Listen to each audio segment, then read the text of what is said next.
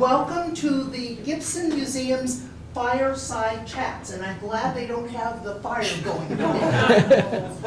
We're here to listen to the expertise of Dr. John Parker, who is not only a longtime resident of Lake County and the person who inspired and motivated the state of California to establish Anderson Marsh State Historic Park, but he's also the first vice president of the Lake County Historical Society. John has created in the Gibson Museum the beautiful history, the Native American portion of the history that is on display, and he is going to share with us historic bottles and what they can tell us about the past. So, on with Reverend.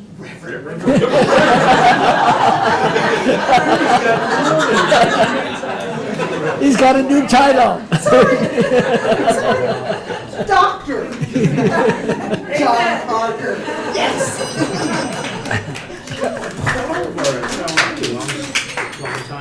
Not that kind of doctor.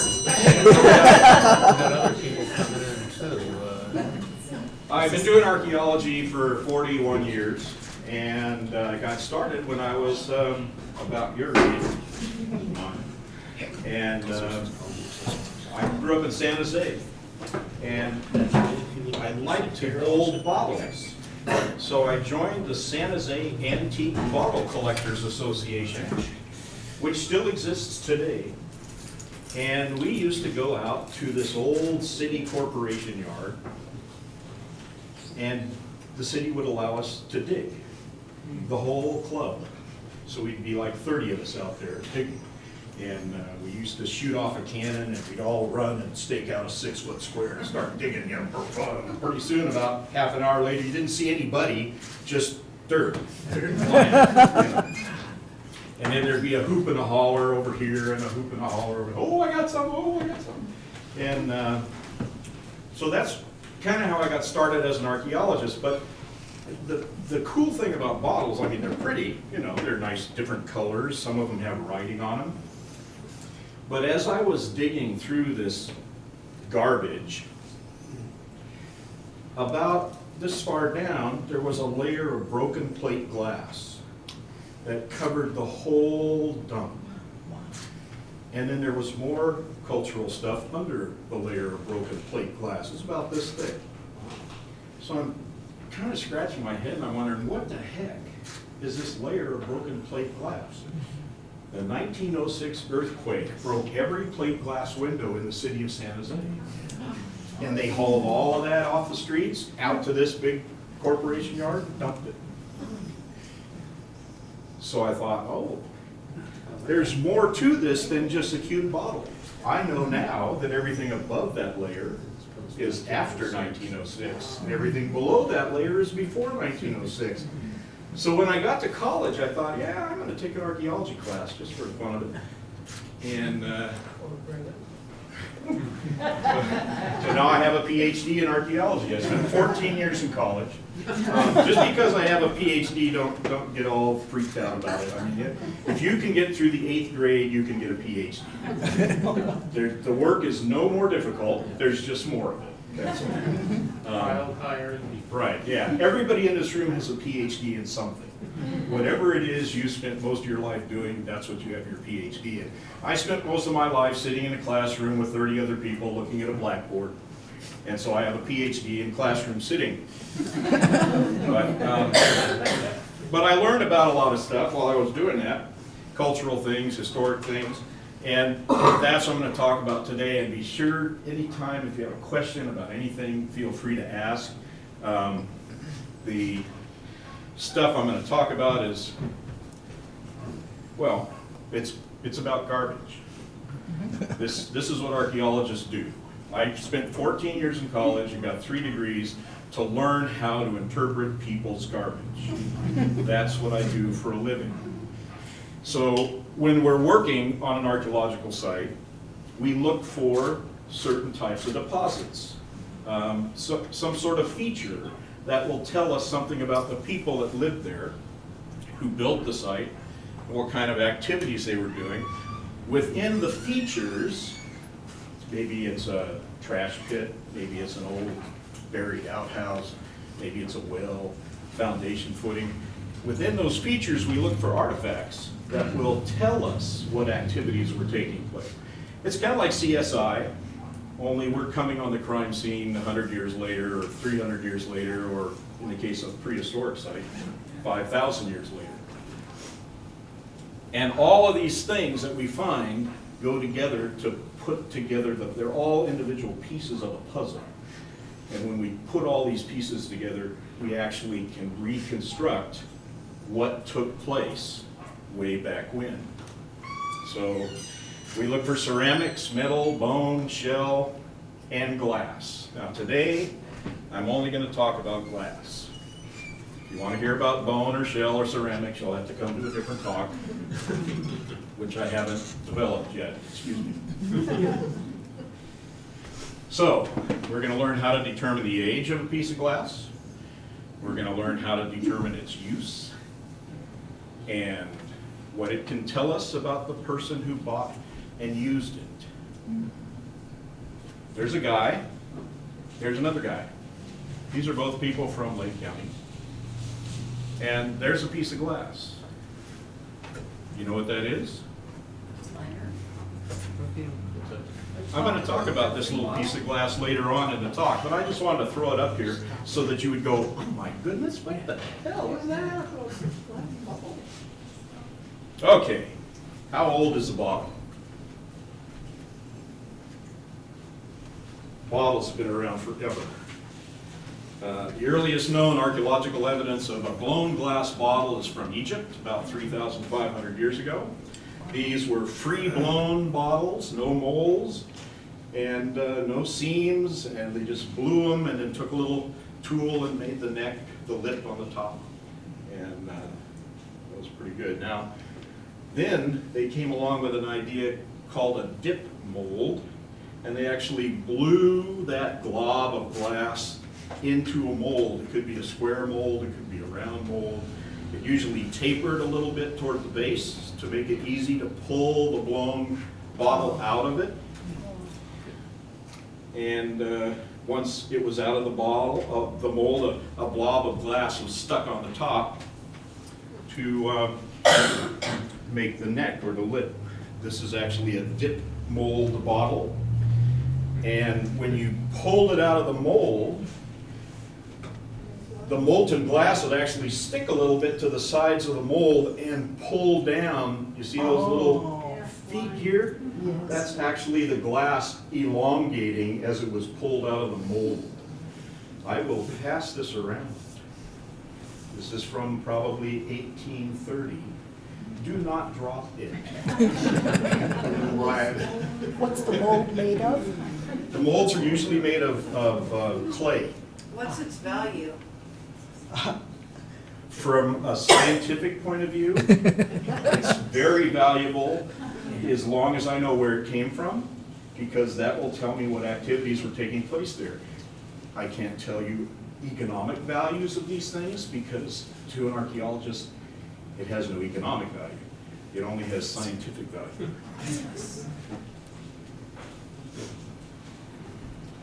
These things were gradually phased out by the 1870s and were replaced by hinge mold bottles. I'm afraid to touch it. Came from the East Coast. We don't have anything that old here on the West Coast, really. Yeah, there's a picture right there. Kind of like, that's not this one, this is a different one, I don't know who's it. Hinge molds. Oh. There we go. They started using these molds in 1809, but they were the most popular from 1840 all the way up to the time that machines started making bottles, about 1912. And some of them were just straight hinge things that plopped together. Some of them were hinges on a box that had a little post that stuck up in the middle. Sometimes, here's an actual real one here. This one's made out of steel. A post bottom or a cup. This is a cupped bottom mold. And here's some guys making hinged mold bottles. We've got two hinge molds, one here and one here. This guy is getting glass from the glass furnace over here. This one's in the process of blowing glass into that hinge mold. This guy up here is going to grab that bottle when it comes out and hang on to it and put a neck or lip on it. How does he, tell me about the liquid, the glass, does it work? Oh, the glass is in this furnace over here. Yes, and how does Yeah. it get from there?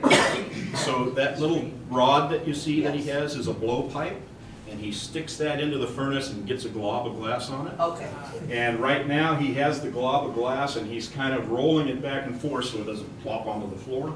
And as soon as this guy pulls that out of there, this guy's gonna open that mold, and he's gonna put his blob of glass in there, blow it out into the mold, and bada bing, bada boom, there you go. Turn molds. Now, when you put a glass in one of these hinge molds, it's going to have a seam. But for really fancy glass, you don't want this ugly old seam. So they decided that if they put it in the mold and blew it, and then twisted it before they pulled it out, it would wipe away the seam. And if you look closely at these, you can actually see little striations going around the bottle that were created from that twisting motion. That's a twist or a turn mold bottle. Here's another one. They usually don't have any writing. Well, they can't have any writing on the side because they're twisting it. They usually don't have any writing on the bottom either. But some guy did invent a mold where the bottom would rotate. So you could actually have a twist mold bottle with writing on the bottom. These were popular in 1880, and they made these until bottle machines took over. This is kind of hard to see, but this is a plate that goes into a plate mold. So it's like a hinge mold, but it's got a little recess in it so that you can put a plate with some words on it. So if you were a pharmacist and you wanted all the bottles, all the prescription bottles from your pharmacy to have your pharmacy's name and address on there, you could call the bottle manufacturer. They could make one of these plates, put it in there. And these were being used by 1840 and were popular through 1860. I don't know if I have a plate mold bottle here or not. Let me see.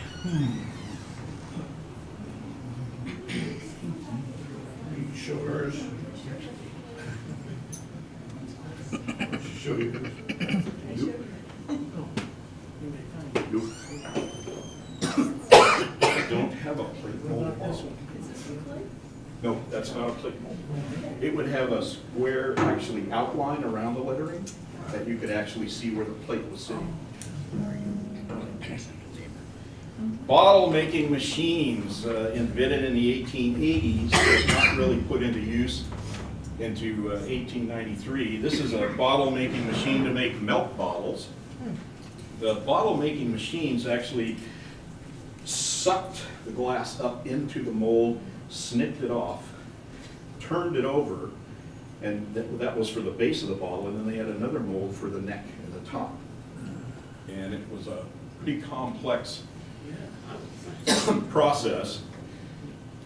1903, Michael Owens, originally you had to actually put the glass into the mold yourself.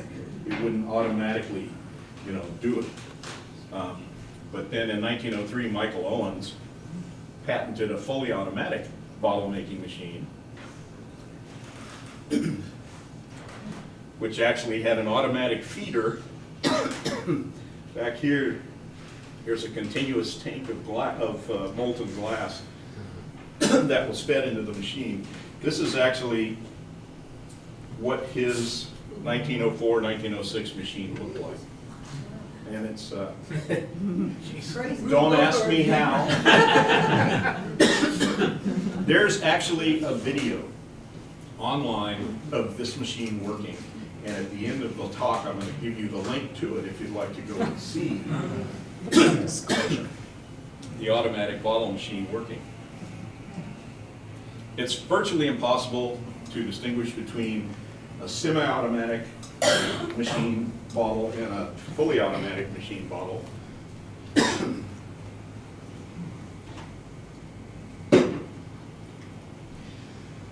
The way you can tell whether it was machine made or not is on the bottom. You'll see a little bit of a scar, kind of a circular scar. That's when the glass blob came up into the bottle. An automatic snipper snipped it off, and that's what created that scar. Wow.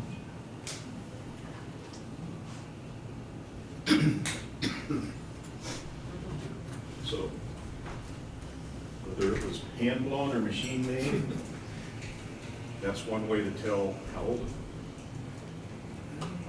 Like the one you're holding now. This one, this was machine made. But how about color? Some of these colors are gorgeous. These are all the different chemicals that are used to make different colors of glass. The natural color of glass is this right here. Kind of pale blue, pale green, Glass is made of sand and what else? aqua, sand, silica. I don't know. I'm not a chemist, I'm an archaeologist. Doesn't the color change with exposure to sunlight, like electrical I'm thing? getting there. Ruby red was the most popular during the 1840s to 1880s. Black glass, which is not really black, it's just a very, very dark green. Where's that, that case-blown bottle? If you look back there, you can see how dark green it is. It actually looks kind of black if the light's not shining through. That would be considered black glass. That was popular up until about 1880.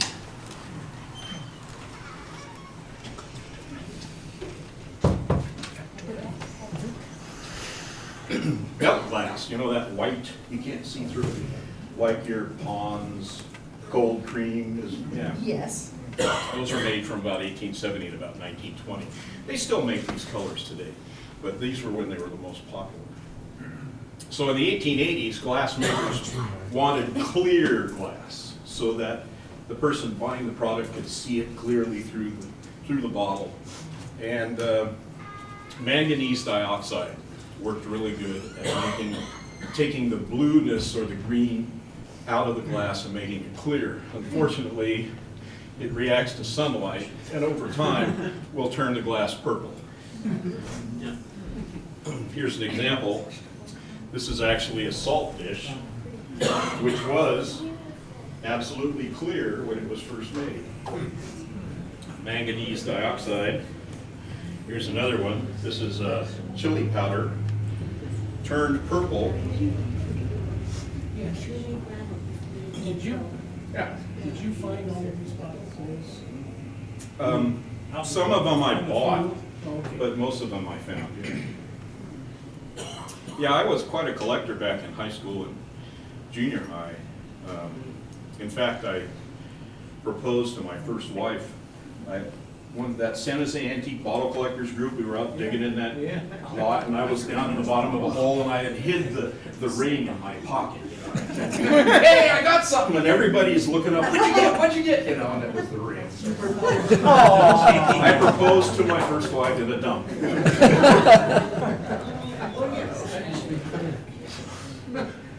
Anyways, yeah, I like purple. Manganese dioxide had a problem though. It didn't work well in the automatic, in the tanks, in the open tanks that were used for the bottle machines. Another problem with manganese dioxide is that at the end of World War I, it was in short supply because it was used to make steel. So bottle makers needed something else to make clear glass. So they started, by 1914, they switched to selenium and arsenic, and which also makes a nice clear bottle. Let's see, but selenium and arsenic also react to sunlight and turn the bottle glass kind of a straw-colored yellow or a little honey-colored yellow. You can't really see it through the main body, but if you look at the edge, you can see there's a little yellow tinge to that. So they started doing that in 1914. They stopped doing that in 1930s. So, if you got a purple glass bottle, it was made with manganese dioxide between 1880 and 1914. If you've got a bottle that's got that yellowness, you know it was made between 1940 and the mid-1930s.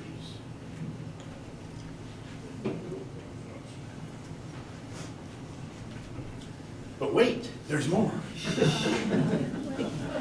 Next, they changed over time also. Between 1830 and 1885, a blob of glass was slapped onto the top of the bottle and tooled into the shape that they needed for the neck.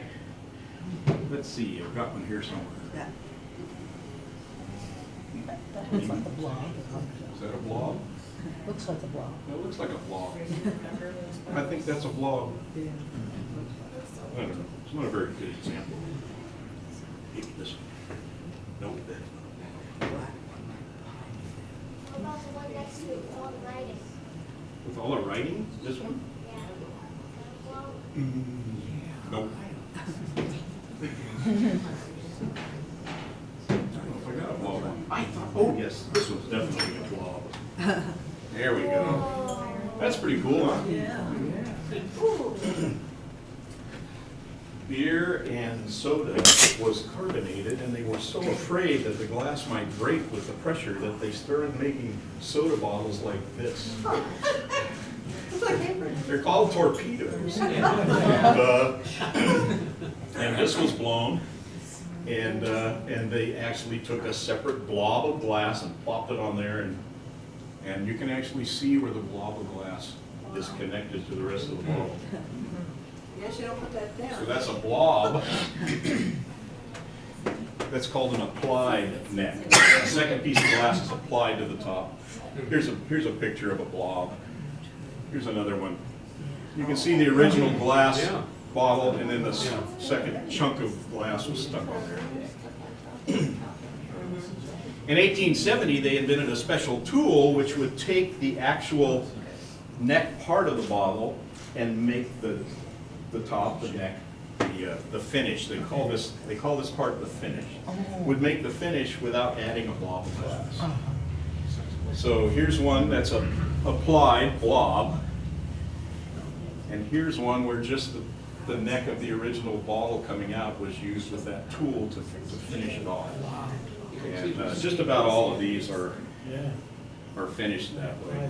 Here's a nice one. This is what is this? It says it's a natural cathartic water. Do not feed it to your pets. So next can tell you how old it is. Is it a blob top, or was it a hand tooled? How about closures? Some of these things we still use today. Some of them you've probably never seen before. The earliest closures were just plain corks, which worked really good unless you've got something under pressure, right? If you got something under pressure, then you need something special. And Henry Putnam in 1859 patented this little gizmo right here, which went around the neck of the bottle and held that cork in place. And that was real exciting until the 1870s, 80s, and 90s when they invented these bail stoppers. And the one that I really like is this one right here. The Hutchinson Springs stopper, developed in 1879. It actually seals the bottle from the inside. The pressure of the soda or whatever holds it up there. And when you want to drink it, you hit that thing, it goes down in, and the spring opens up right in the neck, so it stays open for you. Here's a soda bottle that has part of a Hutchinson Springs stopper still inside of it. And all you have to do is reach in and grab that spring, pull up, it reseals. and keeps its fizziness for the next time. So these are all different types of what's called lightning stoppers, the bale stoppers. And here's a nice example of a bale stopper, a lightning stopper. Everybody see this? Yes. Okay. So stoppers are good. Oh, it is. Yeah. Some of these stoppers are really neat. These, this one right here is made out of ceramics, and the beer companies would actually put their logo on the top of that. A lot of times the bottle is broken and gone, but you'll find the little stoppers, and you can tell what company it was. Most of you recognize this type of stopper, invented by William Painter in 1892. Unfortunately, there was an economic recession in 1892, so these weren't really started. They didn't start making these really until about 1894. But the crown cap is still with us and very much alive, beginning in 1894. So canning. I've got a lot of canning jars. I got some up here. I'll pass some of these around. Canning jars. You couldn't just go into a store and buy stuff in a can. First of all, there weren't stores. Secondly, no one was making stuff in cans. And even when cans came out, they were so messy and crazy that people kept making, you know, I canned a whole bunch of apples last year for apple pies. I've been making apple pies all winter. Everybody still can. No, not everybody. Who still cans? Come on, read it. Yeah, so, yeah, there you go. Yeah, see, some of us old timers are still set in our ways. From the 1830s to the 1850s, there were all different kinds of caps and seals for canning jars. Some of them screwed little things on, some of them were little bales that came over, glass mostly on the top. And then in 1858, this guy by the name of John Mason patented this new screw top. His patent was not for the cap. His patent was for this right here, that shoulder and these screws. That was his patent, because what that did was it allowed a zinc cap to seal on the shoulder. That's where the seal is, right there on the shoulder. And that was pretty cool. And zinc lids were made until World War II, and there was a shortage of zinc, and that's when they switched over to those tin plated things that we have now, the kind of the rings, you know. With Unfortunately, zinc reacts with the food and gives you a nasty metallic taste when you're eating it. So this other guy came along, Lewis Boyd, in 1869, and patented a glass liner for the inside of the zinc cap. See that glass liner there? Is that exciting? Yeah. Right. He actually had a fruit jar company too, the Boyd Fruit Jar Company. But, so there you go. You got a glass liner, you got the zinc cap, and we were using these all the way up until the end of World War II. Yeah. Why zinc in the first place? I think zinc was just an easy metal to make. I think we had a lot of that resource here in the United States. Tin is not something we had a whole lot of. So, writing and maker's marks. Another way to tell how old a bottle is. Everybody asleep yet? Okay, just checking. So here's a nice bottle. I'm going to pass this one around. This actually is came out of an archaeological excavation that I did, which I'm going to talk about in a minute. But before 1906, most of these patent medicines, like this Warner Safe kidney and liver cure bottle, had the word cure because it would cure anything that ailed you. Well, in 1906, the US government passed the Pure Food and Drug Act. And part of that law said that you could no longer use the word cure because that was false advertising. So the companies that were making these things immediately went to their glass makers and they said, change that word cure, and I want you to put remedy.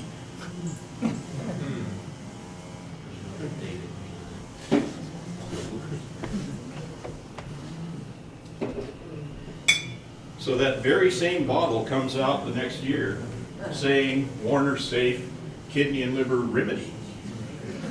Here's one after 1906. This is Chamberlain's Cough Remedy.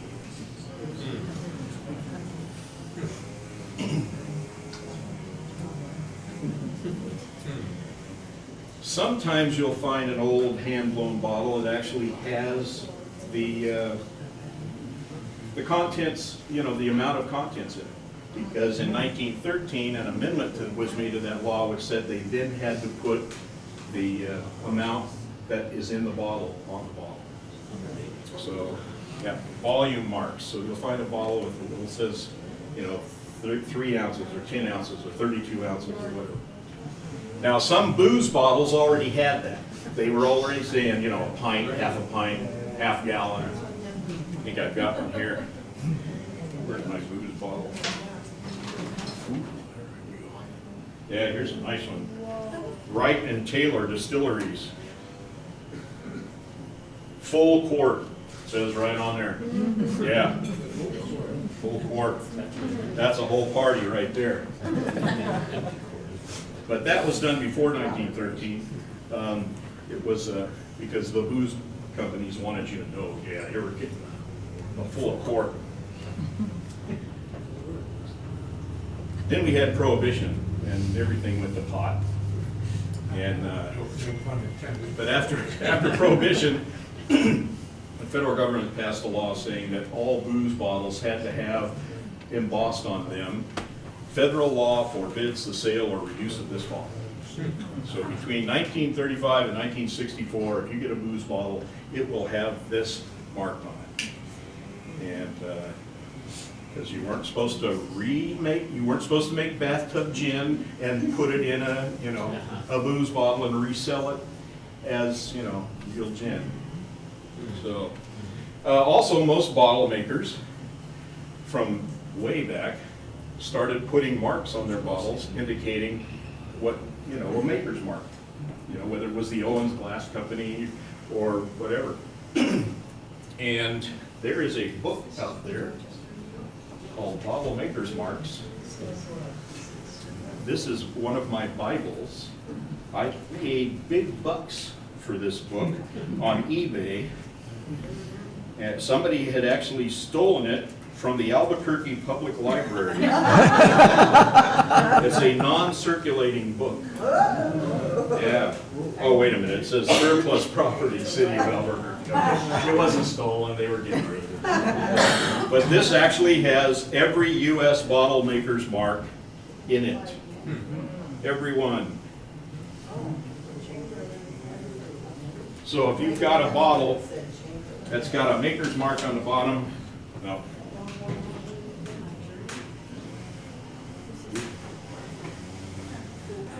You can look it up. Let me see if I got it. Just U.S. makers or? These are just U.S. makers. You have to go to some other country to get the other makers' marks. Thank you.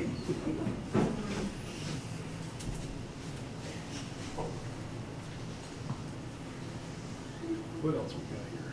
Aha. So, that's how to tell how old a bottle is. Now, we got to get to why are these things important? Who gives a poop about a bunch of old bottles, you know, except for the fact that they're cute and they might look good on your fireplace mantle. You know, that's like, doesn't really tell you anything about who used it or what, you know, when it was used, what it was used for. A few years ago, Cheyenne and I did an archaeological project in San Luis Obispo behind where this 1888 all-girls convent school is located. And behind this convent school, they had an outhouse. And this is what it looked like before we started digging it. It was just a dark stained soil, about 12 feet by about 4 feet. And here we are digging it out. We actually excavated it in 3 sections. Now, before you get all freaked out, it's more than 100 years old. It's just dirt, okay? It's just dirt. Sure.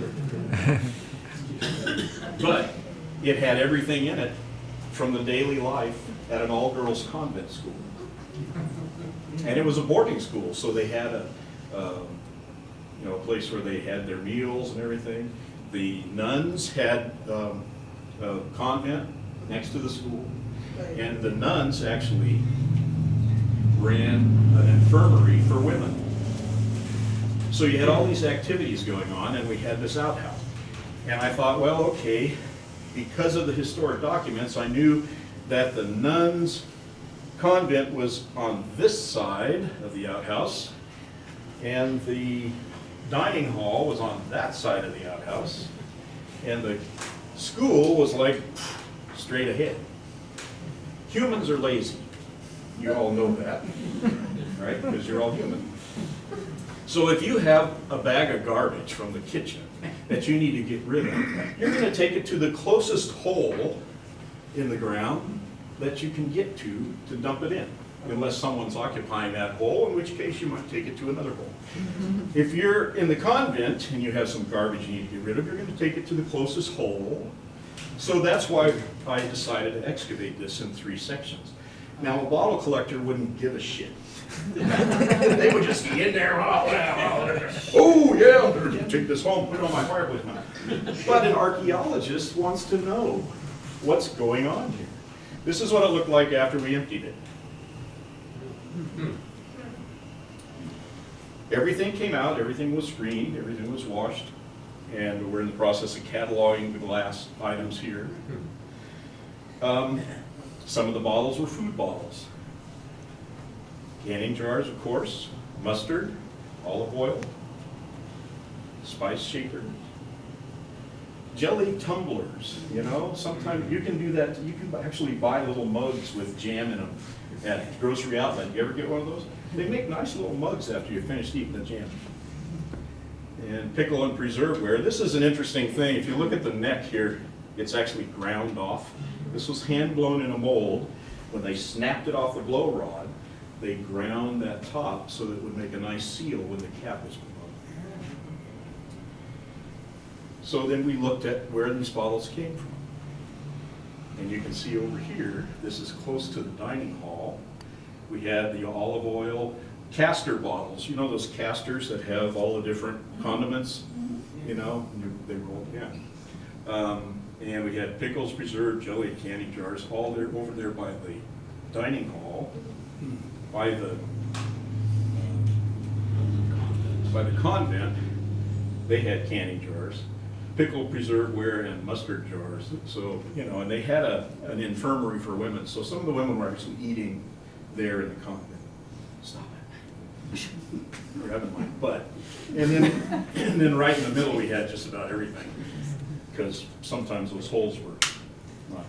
Okay, so here we are at an all-girls convent school.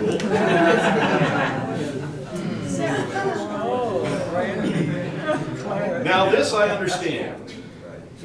The sacraments. Yes, in fact, I actually was able to come up with there was a published document by one of the local winemakers about how much wine he ended up delivering to this convent, and we thought it was a little, you know, strange. But then we have this other stuff here, whiskeys. What is that? Flasks, picnic, shot glass?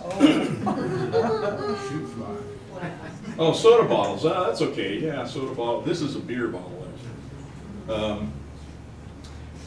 So we're digging this stuff and we're popping this stuff out of the ground along with some poker chips. And this project is on the grounds of the current Catholic school, Catholic prep high school. And the father that runs that school is coming out and looking at what we're doing every once in a while, and he sees these You know, I'm saying, yeah, look at this, cool, isn't this cool? He said, you're not gonna put that in your report, are you? You've already got enough rumors going on around here. I said, you know what? I have to. This is what actually happened here. When I finished that excavation and we did all the analysis, it turned out all of these booze bottles, except for the wine, were found in the part of the outhouse closest to the dining hall and laundry facility. And I suspect the cook, the Chinese laundryman, and the maintenance guy would sit after work and, you know, play cards and have a little whiskey. So if you've got an infirmary, you're going to have people with prescription drugs, right? These are all prescription bottles. And if you were a, let's see, I've got a nice prescription bottle, a couple of them actually. Here's one. Oh, here's one from Fort Bragg. And usually they have the name of the pharmacy on there, which is really neat for an archaeologist. This one was completely full. I didn't taste it. I have no idea what that was. All prescription bottles. But the neat thing about prescription bottles is because they have the name and location of the pharmacy, I can actually put together a chart showing here's all the people in this infirmary. Where did they come from? They brought their prescriptions with them. This was in San Luis Obispo, so most of them were San Luis, local San Luis prescription bottles. But we had people from San Francisco, Los Angeles, San Bernardino, Petaluma, Minneapolis that showed up in San Luis Obispo and ended up in this infirmary with their prescriptions. See how much more information you can get from a bottle? Yeah. What about their ailments? All of these different patent medicines. I've got a whole book here that just deals with historic medicine bottles. Every type of historic patent medicine is listed in here, what its contents were, what percent of alcohol was in it, and other nasty drugs, and what it was used for. So I could tell that this particular medication was for everything. This was for urinary problems, hair, kidney and liver, eyes, female complications, cuts and scrapes, pain, stomach acid, dandruff, weakness, consumption, tuberculosis, right? Head diseases, colds basically, and constipation. Oh, that belongs to the top. So not only do I have on the graph here how many bottles we found that dealt with each of these ailments, I also graphed how many different types of medications, how many drugs were tried to deal with these ailments, and how many bottles of those drugs were used. So this gave me a really good idea of not only of where the women in that infirmary came from, but what they were suffering from. Turns out that most of these constipation bottles were not in the part of the outhouse closest to the infirmary. Those were in the part of the outhouse where the kids were eating. So the cook probably was not a very good cook. This stuff was called California fig syrup. And here's one right here. This one actually we found just a few weeks ago up at Hoberg's. I'll pass it around. California fig syrup, nature's pleasant laxative, mostly for kids that have a problem. And they had a lot of that problem at this particular all-girls convent school. But we had Mexican Mustang liniment, we had Dr. Pierce's golden medical discovery, all kinds of medicine bottles to treat all kinds of ailments. It's really interesting when you think about, you know, the women's movement in the 1920s. You have the, you know, and they're out marching for women's rights and all of that, and the prohibition movement, you know, they're marching against drinking, and then after a hard day marching, they would go home and they would grab themselves Lash's Bitters bottle which was 40% alcohol, and down it to ease their pains from marching all day. It's interesting the multiple diseases. So we've got food bottles, we got drink bottles, we've got medicine bottles. How about personal hygiene? Check that out. Does that make you want to have some cologne on? Yes, absolutely it does. And we found lots. Back in the 1880s, you had a bath maybe once a week. If you were lucky, once a week you'd have a bath. You had a lot of odors you needed to take care of with some nice cologne. And maybe, you know, some perfume. So we were able to actually figure out what companies' perfume bottles were the most prominent in the 1880s. Hoyt's German cologne was very popular. Also Florida water. Florida water was very popular. There's a Florida water bottle right there. And I do archaeology and I like to study history, but I like to actually experience history, not just study it. It turns out they still make Florida water. So, I haven't had a bath for a week. I'm going to pass this around. You are welcome to imbibe in Florida water that has been made since the 1860s. And they're still the same company, Murray and Lehman, still makes Florida water. And when that comes around and you give it a little smell, see if you can figure out what it smells like. There's mouthwash. There actually is a cologne right now that you can get which has the same smell as Florida water. Personal adornment and cosmetic. Shoe polish bottles. We get a lot of shoe polish. I think I got a shoe polish bottle here.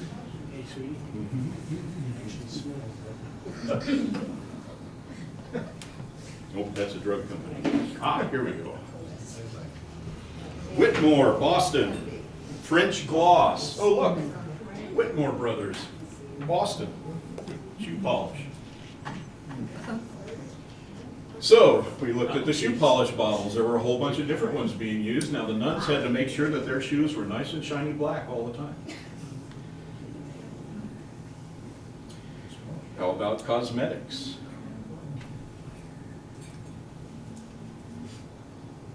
Different cosmetic bottles. How many of them there were? This is pretty cool. Rubifoam for the teeth. You got some of that here? Here it is, Rubifoam for the teeth. Gotta brush your teeth every day. Yeah. Vaseline. I like Sozodont. The names of this stuff are great. Sozodont for the teeth. So it was a school, so guess what? We get ink bottles. And we get the things that go in the desk for the ink. And Carter's ink, yeah. Ink bottles. Here's a little brown hand-blown ink bottle from the 1880s. Here's one that's natural glass color.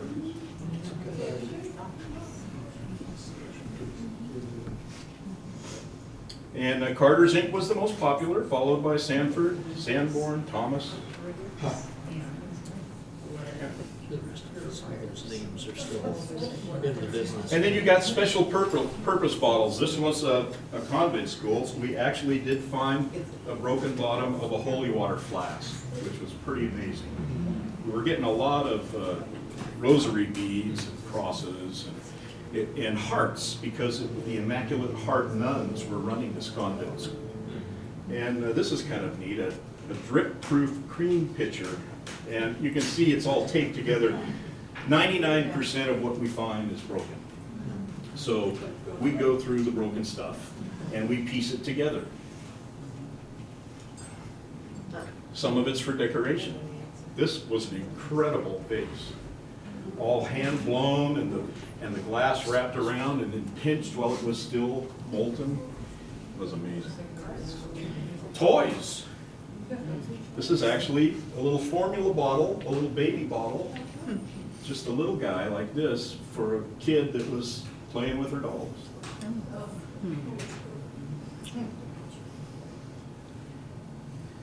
So that was example number one. Example number two, this was underneath a downtown city block, also San Luis Obispo. And we find these things. What is this?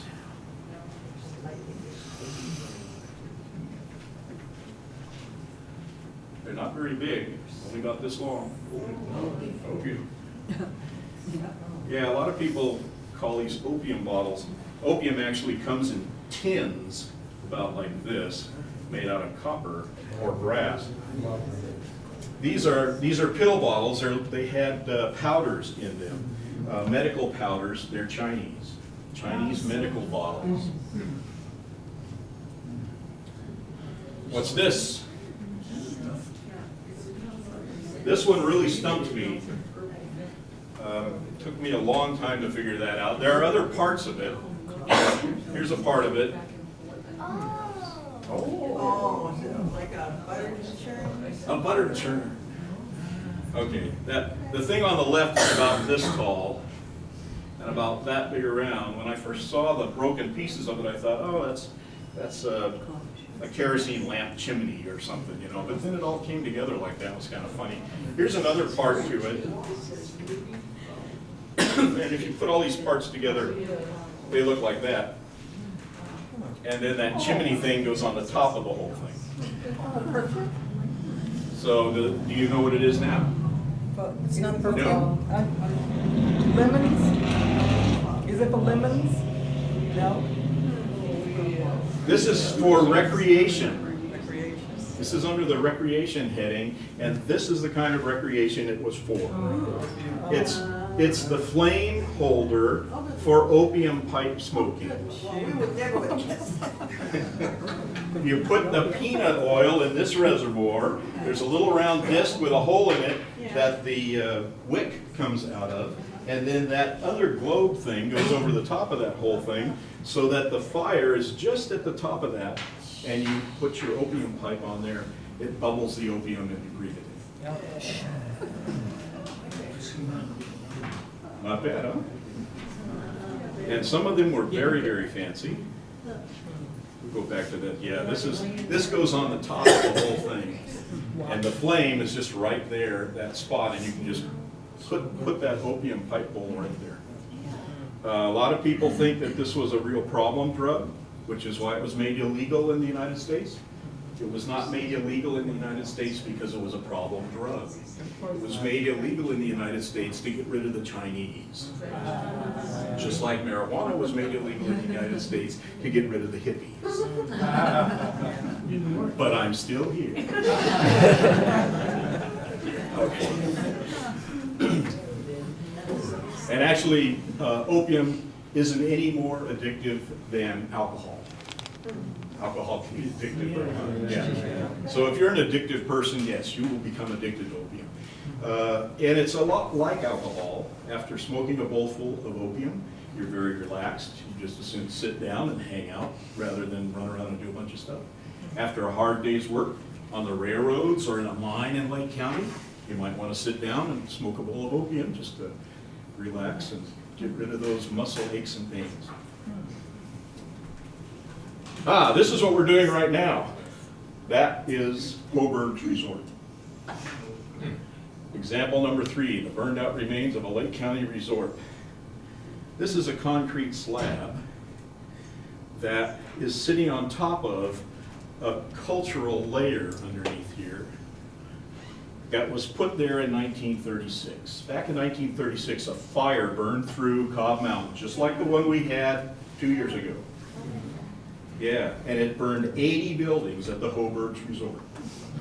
And when they were cleaning up from the 1936 fire, they decided to take all of that stuff and put it right here next to the lodge and use it as fill to build an addition on the lodge. So they put this concrete slab over it and built the addition. Well, when this fire came through, the lodge was demolished, and we spotted this layer of cultural material coming out from under here.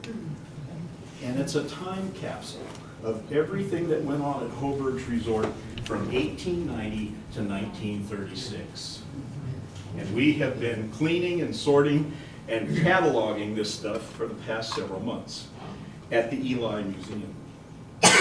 Everything comes from that feature, so we know where it came from, we know the time period it represents.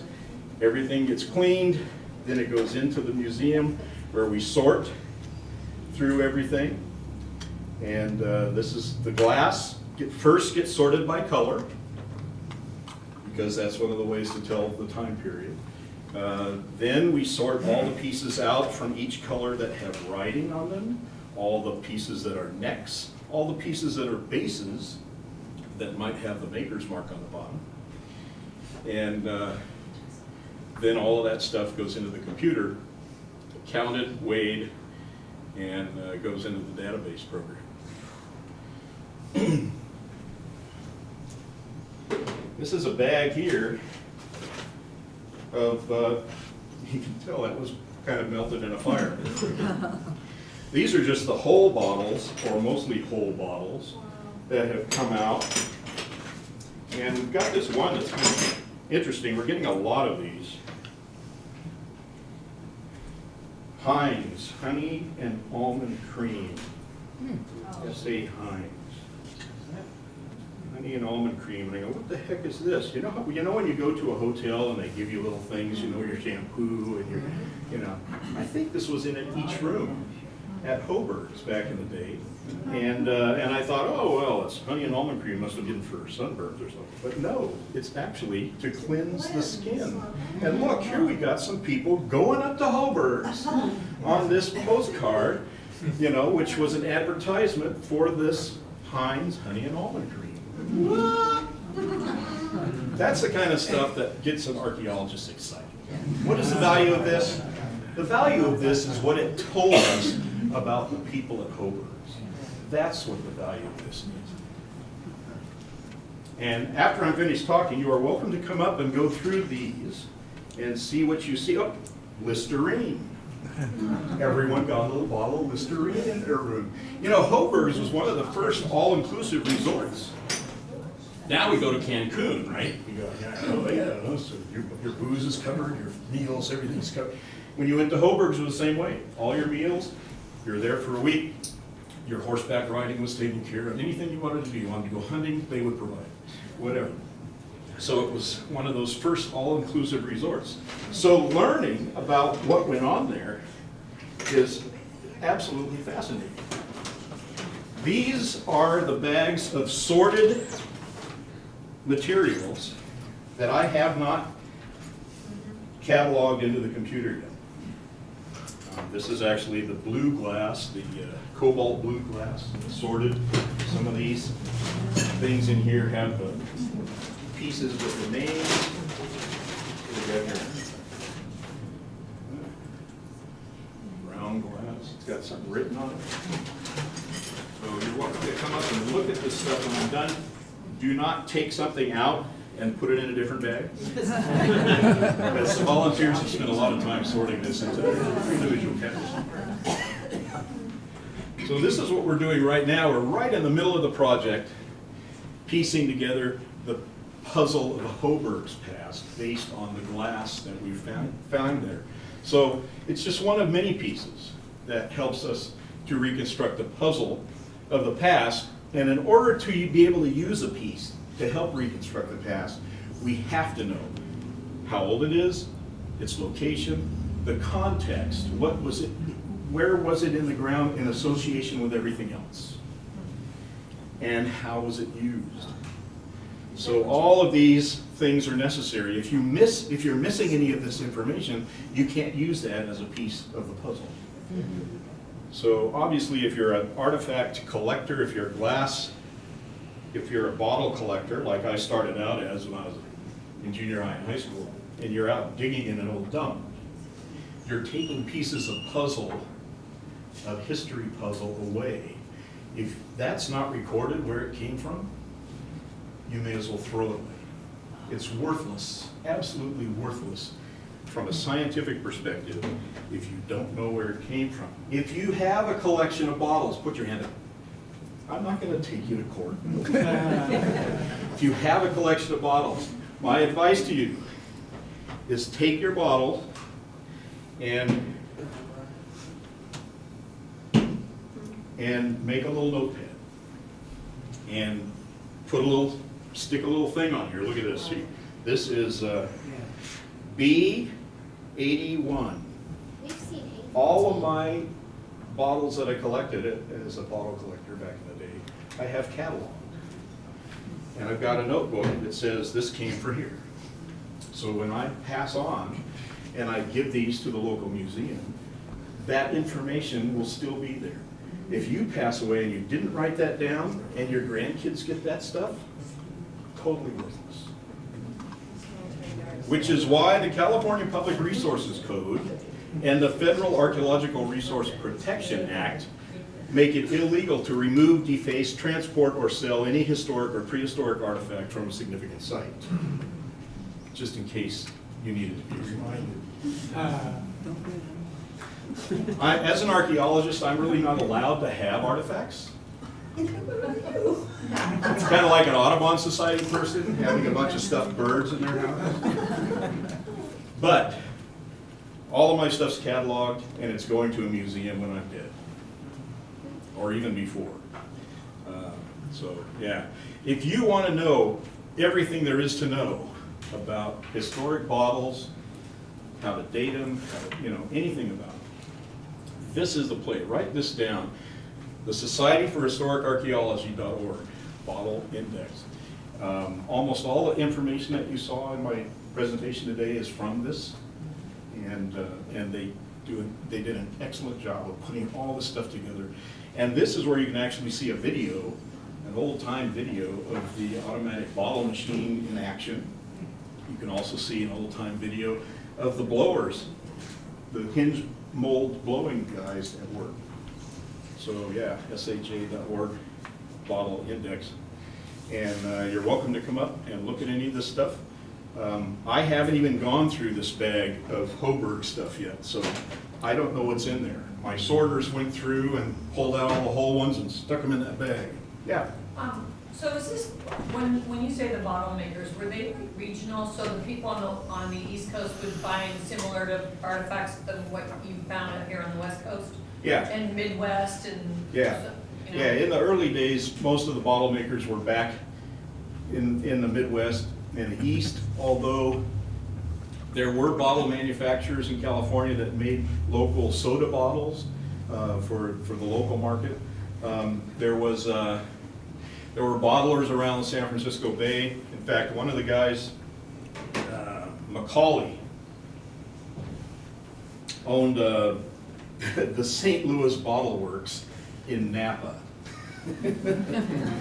We were doing an archaeological project up here on the side of Mount St. Helena, and there was an old mine called the Corona Mine, and we started finding these old beer bottles, and they had actually etched in the glass Macaulay and somebody or other, St. Louis Bottle Company, and I'm going, what the heck? It's kind of weird. Turns out he was the main distributor of, what was that? Rainier beer in this part of California. So he was making these bottles, and he made so much money making these bottles, he decided to invest it by buying a mine just over the border in Napa County. And so his miners were drinking his beer.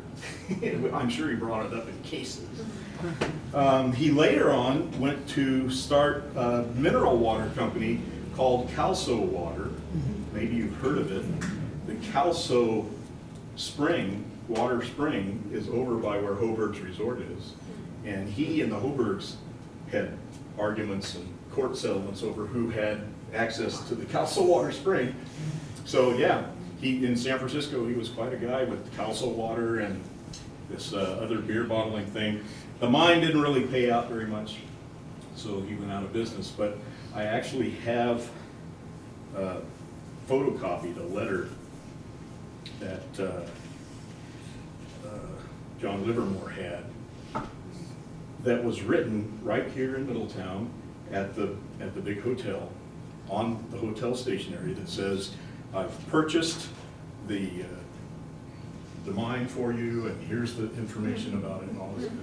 You know, it's really neat, you know, and the letterhead is the best hotel, you know, the Lake County house, you know, best hotel in Lake County, you know. So, anyway, neat stuff. Thank you all for coming, and I'll be